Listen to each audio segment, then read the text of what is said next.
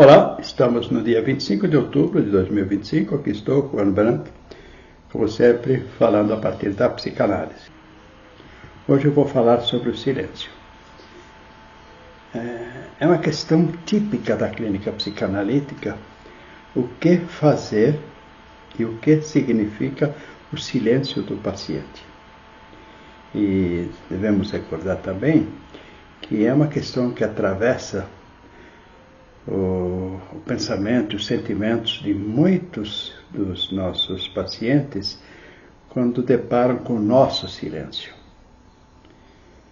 É muito comum que eles esperam que a gente diga alguma coisa que atenda a uma demanda específica de uma resposta, por exemplo, e nós, às vezes, não vemos que seja o momento de dizer qualquer coisa. Talvez porque ao dizer, no lugar de ajudar, talvez prejudiquemos as elaborações que esse sujeito precisa desenvolver, ou talvez atravesse as lembranças que estão vindo e está aberto um caminho que vai em direção a tantos conteúdos que nós estamos ali vislumbrando e esperamos que aquilo tudo tenha oportunidade de ser colocado perante nós, para daí receber um trabalho analítico. Mas o silêncio sempre atravessa. Eu lembro que o estudante, não só de psicanálise, estudante de psicologia, ele traz uma preocupação, um temor em relação ao silêncio. E a maioria, pelo menos no início da carreira, se sentem compelidos a falar para preencher o espaço que está sendo mantido em silêncio pelo paciente. Alguns chegam a ficar angustiados, mas a angústia não deve ser nossa. A angústia deve estar contida na pessoa que nos procura. Ela que precisa trazer as suas angústias. E o silêncio pode ter muitos significados, pode ter características diversas, ele pode decorrer de muitas questões que é preciso analisar, compreender. Até o próprio silêncio, ele é passível de análise numa clínica psicanalítica. Mas eu quero também hoje trazer o silêncio a partir da obra de Louis Lavelle. Como vocês que me acompanham sabem, eu estou me envolvendo muito com a produção de Louis Lavelle, e em especial essa última obra lançada no Brasil, que é A Falha Escrita, sem descartar os anteriores, que eu já falei. Mas na Falha Escrita eu tenho visto que existe uma ponte extremamente importante para a psicanálise. Eu diria, atualmente, que não se deve mais seguir o caminho psicanalítico sem ler Louis Lavelle. E nessa obra, Falha Escrita, ele traz alguns capítulos sobre o silêncio. É isso que eu gostaria aqui também de compartilhar. Num capítulo chamado Atmosfera do Silêncio, diz ele: o silêncio é a atmosfera do nosso espírito. Se a gente pensar que no útero vivemos um tempo de silêncio, pois ele diz, o silêncio é às vezes tão carregado de sentido que abole a palavra.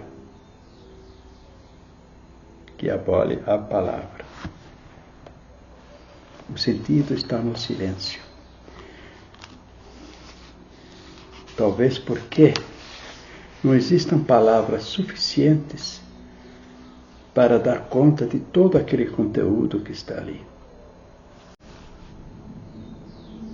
Diz ele em determinado momento, a palavra supõe sempre uma distância entre os seres. Olha só. A qual ela procura transpor. Então, supõe existência, existe uma distância entre os seres, a palavra procura transpor essa distância. Mas ela também revela e engendra, naturalmente, o debate e a controvérsia. Ou seja, a palavra, ao mesmo tempo que ela tem a função de aproximar, ela sempre traz dentro dela o risco de um aumento da separação, a partir da controvérsia. Então, sempre que você se propõe falar, você também está correndo no risco da contestação. E se você teme a contestação, será que você consegue expor as palavras que estão dentro do seu diálogo íntimo, ou você prefere contê-las para não correr esse risco? Diz o autor: ao contrário, à medida que uma comunicação começa a estabelecer-se, a palavra se torna mais rara, como se demonstrasse sua inutilidade. E quando ela ainda continua necessária, deixa sempre transparecer uma certa falta de tato. Se a pessoa fala demais, exagera. Depois que existe muita proximidade, será que é necessária a palavra, ou será que a linguagem da presença do sujeito perante o outro, que prescinde da palavra, já não será suficiente para ali estar acontecendo uma comunicação? Existe um capítulo aqui chamado As Espécies do Silêncio, e olha só, diz ele: há um silêncio pesado e que me oprime, de tal maneira que a menor palavra seria para mim uma libertação. Um silêncio frágil, cuja ruptura temo. Um silêncio em que cresce uma hostilidade irritada por não encontrar os meios de que ele precisa para expressar-se. Um silêncio de amizade plena, feliz por transcender toda expressão e por torná-la inútil. Há um silêncio de admiração e um silêncio de desprezo. E ora, o silêncio me faz perceber a presença do corpo como um fardo que não posso carregar, ora parece aboli-lo, como se eu me tivesse tornado um espírito puro, que prescinde do corpo. O silêncio é frequentemente a perfeição do assentimento. Há um silêncio que provém ora da indiferença, ora do preconceito. É uma recusa de estabelecer uma sociedade com outro ser, ou, o que é ainda mais grave, uma certa impotência de fazê-lo.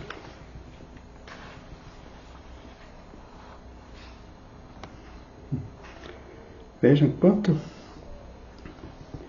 esse autor nos traz exatamente o que acontece na clínica psicanalítica. Olha só, há um silêncio interior que podemos dizer que é como um diálogo secreto consigo mesmo. Quantas vezes se percebe que o sujeito, lá na análise, ele está dialogando, sem expressar para nós o que está acontecendo. Mas nós percebemos que ele está desenvolvendo um diálogo interior. Há dois silêncios contrários. Um que, em relação à palavra, é apenas a sua ausência, e outro que é a sua superação. Um silêncio que contém todas as palavras, e outro que não contém nenhuma. É verdade. Existe o silêncio que não contém nenhuma palavra. Mas às vezes o paciente chega e fala: não sei o que eu vou falar hoje, mas ele está num diálogo interior, e nós percebemos. E às vezes ele entra e ele não diz nada. E de algum modo nos parece, em determinados casos, que ele está no diálogo interior. Mas em outros casos, parece-nos que ali não tem nada mesmo.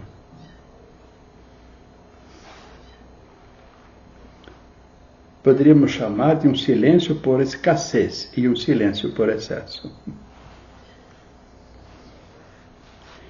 Há uma espécie de silêncio que nasce da desproporção entre a insignificância das palavras e o excesso de sua significação. palavra, dificilmente a palavra vai dar conta de todo o conteúdo. E o silêncio está ali intermediando. A oportunidade de manifestar o conteúdo, ou o desejo de manifestar. As repressões estão ali juntos, dizendo, não vou dizer isso. Existem muitos sentimentos em torno do silêncio. Há um silêncio que resulta de uma tal perfeição das palavras, tão bem ajustadas ao pensamento e às coisas, que é o pensamento que parece aprender diretamente as coisas, de tal maneira que a palavra está presente sem estar, e que já não é ela que se ouve, mas o sentido. Há um silêncio que é um sinal de esterilidade e impotência, e outro silêncio no qual se produzem todas as eclosões, todas as maturações. Olha, uma coisa que é, assim, típica da aprendizagem do psicanalista, está aqui dito.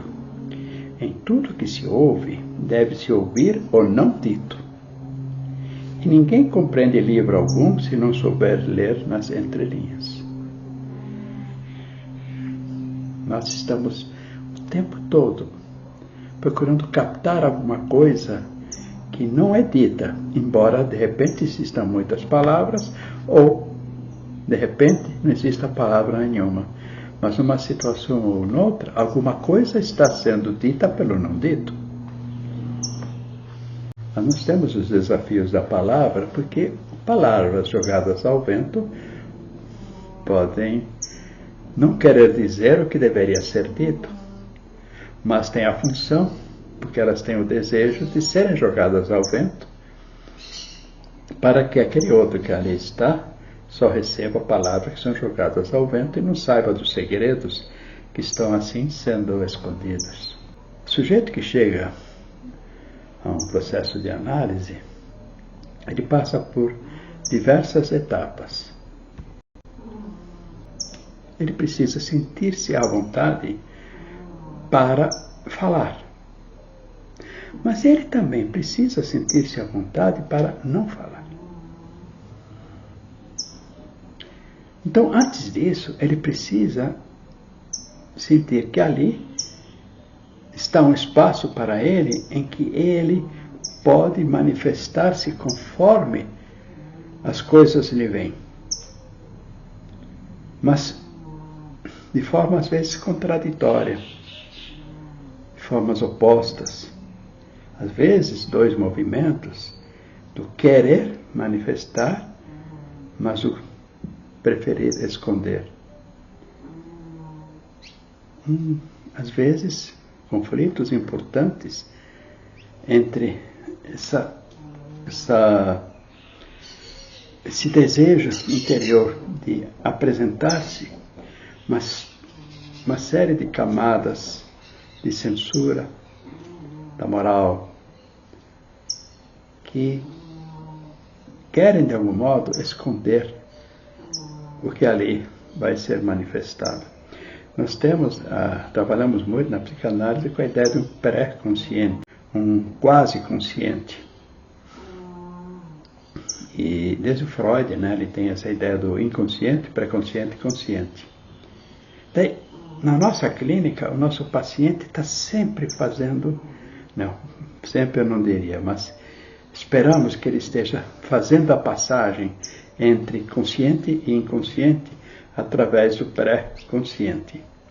Esse pré-consciente é nele que vai acontecer uma forma de manifestação, através do que no pré-consciente está sendo construído. Porque ali se encontram duas demandas. Uma demanda que deseja a cura e uma outra demanda que teme a mudança.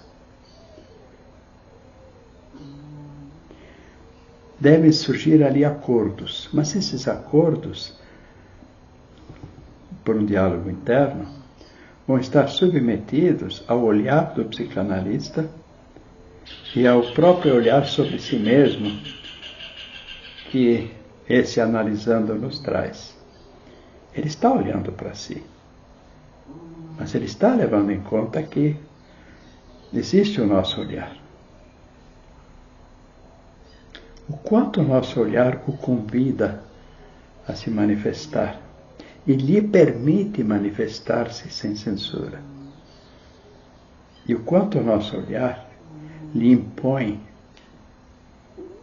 censurar-se, porque há um temor de que, falando alguma coisa de si mesmo, poderá haver um olhar de estranhamento que ele, paciente, não suportará. Então vejam o quanto fica na clínica psicanalítica esse, não vou chamar de embate, mas esse movimento.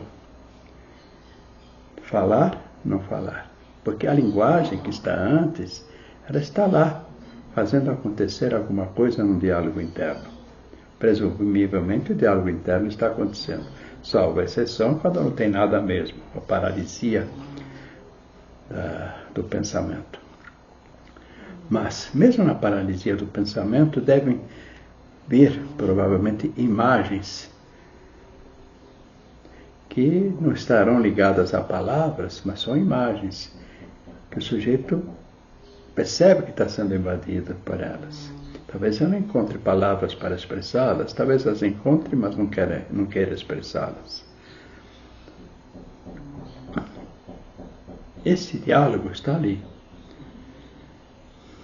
E como ele de nós, analista, não deve saber, ele, em princípio, nada sabe de nós, ele não tem como saber que diálogos internos nós estamos realizando. Talvez ele tenha curiosidade e faça uma pergunta desviante, tipo, como você está? Ou pergunte algo para nós. Você é isso, você é aquilo. É muito comum perguntar se é casado, se tem filho.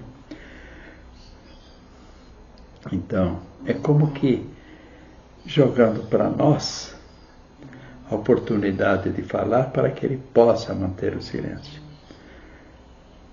Só que existe uma sequência que, falemos ou não, é claro que nós evitamos apresentar, além de certo ponto, aspectos da nossa vida. É melhor para o paciente que ele pouco saiba.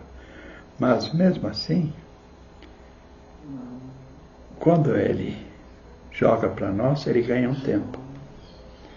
E esse tempo que ele ganha, supõe ele que possa, então, no seu diálogo interno, abordar ainda uma outra questão que ele está preocupando, para daí chegar a uma decisão. Mas, normalmente, quando ele está nesse tipo de diálogo interno, ele não chega a lugar nenhum.